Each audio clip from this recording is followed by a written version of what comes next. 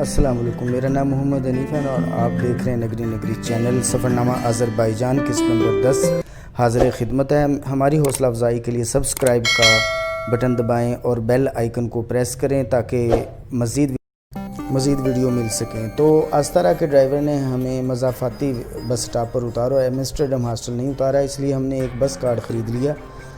वहाँ के पैसेंजर से मशवरा किया जो बस स्टॉप पर खड़े थे और वो ख़रीदने के बाद सलाम बाकू कहा है। बाकू की हवाएं शुरू हो गई। इतना एक मुश्किल तरीन हम सफ़र करके मज़ाफ़ाती इलाके में पहुँचे और बस में सवार हुए। ये मेट्रो बस है जिसमें हम सवार हुए और इस बस में हमने अपना कार्ड स्वैप किया, उसमें से मिन्हा हो गया हमारा किराया और इंटरनेशनल हॉस्टलिंग के लिए अब हम तैयार हैं। मुख्तलिफ़ वेबसाइट्स हैं जैसे हॉस्टल वर्ल्ड है, booking.com है और अगोडा है। इन तमाम पर मैंने हॉस्टल चेक किए और मुख्तलिफ़ खसूसियात देखी कि कौन सा मुझे बेहतर है। तो आखिर मुझे पसंद आया अगोडा पर एम्स्टर्डम हॉस्टल। एम्स्टर्डम हॉस्टल को मैंने जिन खसूसियात की बुनियाद पर सेलेक्ट किया वो मैं बयान कर देता हूँ और आप भी जब बाकू जाएँ तो आप ज़रूर इन चीज़ों का ख्याल रखें। महल वकू अहम होता है। नसीमी एक मारूफ़ जगह है। नसीमी कौमी शायर हैं अज़रबैजान के, उन्हीं के नाम पर है ये, जिनको आप तस्वीर में देख सकते हैं। वो शहर के तमाम इलाकों में जाने के लिए वहाँ बस स्टॉप करीब है। इसी तरीके से कालीन 2.5 किलोमीटर के फ़ासले पर एक कालीन म्यूज़ियम है जिसमें खूबसूरत कालीन हैं देखने के लिए। फुआरा स्क्वायर है, फाउंटेन स्क्वायर जिसे कहते हैं, फुआरा चौक हम उर्दू में कहते हैं, वो वहाँ पे आप फ़ोटोग्राफ़ी कर सकते हैं। एयरपोर्ट यहाँ से कोई 1.5 घंटा की दूरी पर है, तो एयरपोर्ट की हमें ज़रूरत नहीं है, हमने हवाई जहाज़ के ज़रिए वापसी नहीं होनी। और साबिर पार्क भी बहुत करीब है। तो मेडियन टावर है जो कदीम टावर है जहाँ पे आग जलाई जाती थी, ज़रतश्त आग जलाते थे, वो भी काबिल दीद जगह यहाँ से 2.5 किलोमीटर इस हॉस्टल से है। फ्लेम टावर भी हॉस्टल से करीबन इतना ही फासले पर है, तो 1.5 घंटे की मुसाफत पर है। जो खूबियाँ हैं इस हॉस्टल में कि यहाँ पर आप कैश नकदी देते हैं और नहीं स्क्रैच करते डेबिट कार्ड या क्रेडिट कार्ड। और बस स्टॉप तो ज़ाहिर है मैंने पहले बताया करीब है और हॉट शावर का भी इंतज़ाम है। सफाई का बहुत आला इंतज़ाम बताया गया है वेबसाइट पर। और किड्स फ्रेंडली हमारे साथ उशने हैं, तो ये हॉस्टल किड्स फ्रेंडली है और यहाँ पर अपनी कीमती चीज़ें रखने के लिए लॉकर्स भी दस्तयाब होते हैं, डिपॉज़िट रूम है। इसी तरह से रोज़ाना धुले हुए तौलिए शावर के लिए मिलते हैं। किचन भी तमाम ज़रूरी चीज़ों से मुज़य्यन है और सबसे बड़ी बात कि पूरी दुनिया से कनेक्ट रहने के लिए वाईफाई की सहूलत फ्री है। जिन चीज़ों की इस हॉस्टल में वेबसाइट पर ममानियत दी गई थी वो हैं कि यहाँ पर पेट नहीं लाए जा सकते। हमारे साथ कोई पेट नहीं था इसलिए इसे सिलेक्ट किया और हम स्मोकर नहीं हैं इसलिए स्मोकिंग ना करना जो है हमें पसंद आया है। आइए अब देखते हैं एम्स्टर्डम की कुछ झलकियाँ। अस्सलाम वालेकुम हाज़रीन, इस वक्त हम बाकू में पहुंच गए हैं और ये है नसीमी के करीब हॉस्टल जिसमें हमने स्टे किया है। हॉस्टल को मैं आपको दिखाता हूँ। हॉस्टल का नाम है एम्स्टर्डम। तो ये है एम्स्टर्डम हॉस्टल, इसमें हमने स्टे किया है और यहाँ पर 6 पर पर्सन दिए हैं जो कि कहा जाता है यहाँ कम है। हमारे साथ ये भी रेट ज़्यादा है, तो ये 6 मनात पर पर्सन और 2 पर्सन के लिए हमने बुक किया और 2 दिनों के लिए 24 मनात का। तो ये नसीमी का मंज़र आप देखें कितनी खूबसूरत है रहन सहन। तो इसमें इस वक्त हम महवे सफ़र हैं और यहाँ पे हमें दाऊद को बुलाया जो एक कोच सर्फर हैं। दाऊद कोच सर्फर हैं, तो उनको बुलाया है, उनसे आपकी बात कराते हैं।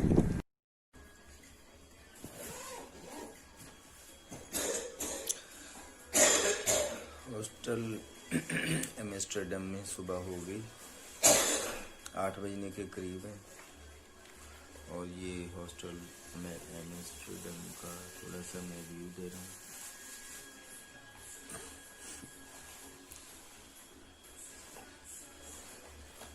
आज जुमा है, 3 तारीख है, 3 जनवरी। ये सामने वाशरूम नज़र आ रहा है। इस वक्त मैं लॉबी में हूँ। हॉस्टल में पहले हमने ये बुक कराया था, लेकिन ये ऊपर चढ़ना पड़ता है, इसलिए ये सामने जो नज़र आ रहा है ये 15 मिनट में बुक हुआ है, अभी मिल सकता है। यहाँ पे कुछ किस्म की आज़ादी है, लेकिन ऊपर चढ़ना पड़ता है, इसलिए फिर ये इकोनॉमी रूम कैंसिल करवाया और डॉर्मेट्री हमने मिक्स डॉर्मेट्री अपने लिए सिलेक्ट की।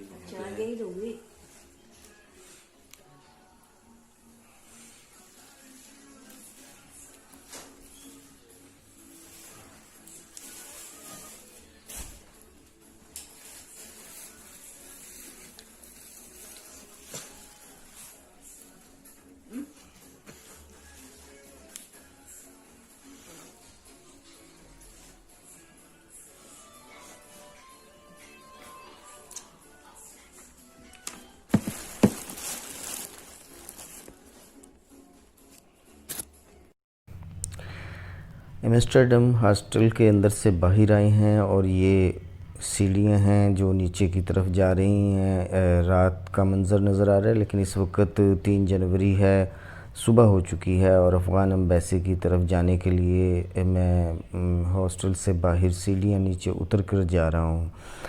चूँकि बहुत ही ऊपर और कदीम यानी पुरानी बिल्डिंग में ये हॉस्टल है, इसलिए इसमें रोशनी कम आती है तो अंदर अंधेरा ही होता है, रोशनियों से उसको जगमगाया जाता है। ये बैरूनी मंज़र है। अल-वस्तोव जो गली है या स्ट्रीट, ये उसका मंज़र है। जैसा कि आप देख सकते हैं कि बारिश हो गई है और बारिश की वजह से आलूदा है सड़क, लेकिन बहुत खूबसूरत सुबह है। ये हमारी पहली सुबह है बाकू में। एम्स्टर्डम हॉस्टल का बोर्ड नज़र आ रहा है और हम अफ़गान एम्बेसी जाने के लिए अभी तैयार हैं। यहाँ से कुछ 5 मिनट की वॉक पर एक बस स्टॉप पर जाएंगे। उस बस स्टॉप से अफ़गान एम्बेसी के लिए ट्रैक की है बस, वो बस लेंगे और इस तरह से हम अफ़गान एम्बेसी की तरफ जाएंगे। तो ये दाऊद, आप भी बात करने के लिए अपने जो है कुछ बातें बना लो जो अभी तक आपने सफ़र किया है। दाऊद ये हैं, कोच सर्फर हैं।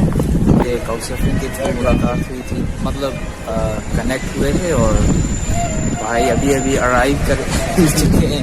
हाँ जी, तो शुक्रिया। दाऊद जो हैं वो कुछ दिनों से, बल्कि 2 मरतबा इससे पहले यहाँ पर थे, फिर ईरान चले गए और अब दोबारा आए हैं। पहले आप कितने दिन इधर रहे हैं? पहले मेरे ख्याल से मैं यहाँ 17 दिन था। उसके बाद फिर मैं यहाँ से ईरान गया था, फिर हैप्पी न्यू ईयर की वजह से मैं वापस आया।